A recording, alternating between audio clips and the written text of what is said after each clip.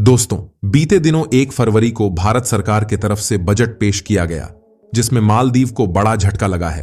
आपको बता दें कि इस बजट में टूरिज्म इंडस्ट्री के लिए 2% का इजाफा हुआ है। इस बजट के घोषणा के बाद एक बार फिर से लक्षद्वीप और मालदीव की चर्चा तेज हो गई है। वजह यह भी है कि भारत के अंतरिम बजट में मालदीव को दी जाने वाली सहायता पिछले वित्त वर्ष की तुलना में 22% घटा दी गई है। वहीं वित्त मंत्री के भाषण में लक्षद्वीप का जिक्र इसलिए अहम माना गया क्योंकि प्रधानमंत्री नरेंद्र मोदी ने 4 जनवरी को इस क्षेत्र का दौरा किया। उन्होंने यहां पर भ्रमण किया और लोगों से लक्षद्वीप जाने की अपील की, जो कि एडवेंचर पसंद करते हैं। आग्रह है कि वो पहले लक्षद्वीप आकर जरूर देखें। लेकिन मोदी के इस दौरे के बाद सोशल मीडिया पर उस समय विवाद खड़ा हो गया जब मालदीव के एक मंत्री और दूसरे नेताओं ने पीएम मोदी के लिए आपत्तिजनक भाषा का इस्तेमाल किया था।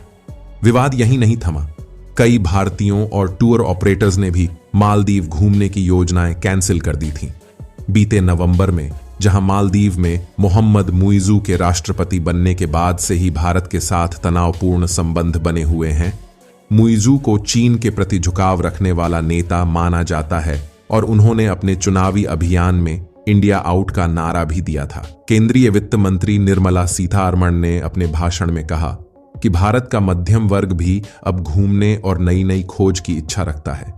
धार्मिक सहित हर तरह के पर्यटन में लोकल एंटरप्रेन्योरशिप के लिए प्रबल संभावनाएं हैं। अपने महत्वपूर्ण पर्यटन केंद्रों के व्यापक विकास, उनकी वैश्विक स्तरीय ब्रांडिंग और मार्केटिंग करने के लिए राज्यों को प्रोत्साहित किया जाएगा और इन पर्यटन केंद्रों में मौजूद सुविधाओं की गुणवत्ता के आधार पर इन्हें रेटिंग देने के लिए एक फ्रेमवर्क तैयार किया जाएगा।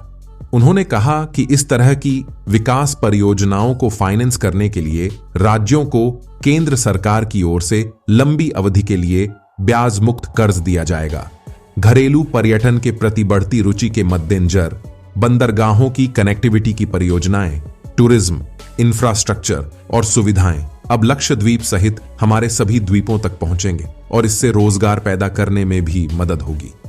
लेकिन इन सब में खास बात यह है कि मालदीव की ओर से लगातार तीखे रवैये के बीच भारत ने अपने बजट में इस छोटे छोटे से द्वीप मुल्क के लिए 600 करोड़ रुपए आवंटित किए हैं और यह मदद विदेश मंत्रालय के जरिए विभिन्न स्कीमों के तहत मालदीव तक पहुंचेगी।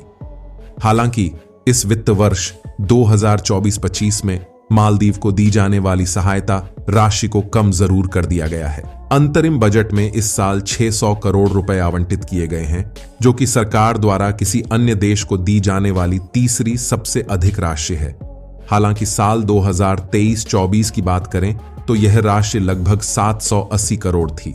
वहीं वित्त वर्ष 2022-23 में यह सिर्फ 183 करोड़ थी।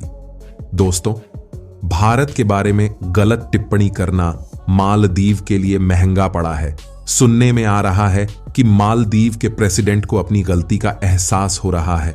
आगे क्या होता है आपको बताएंगे अगले वीडियो में। तब तक के लिए नमस्कार।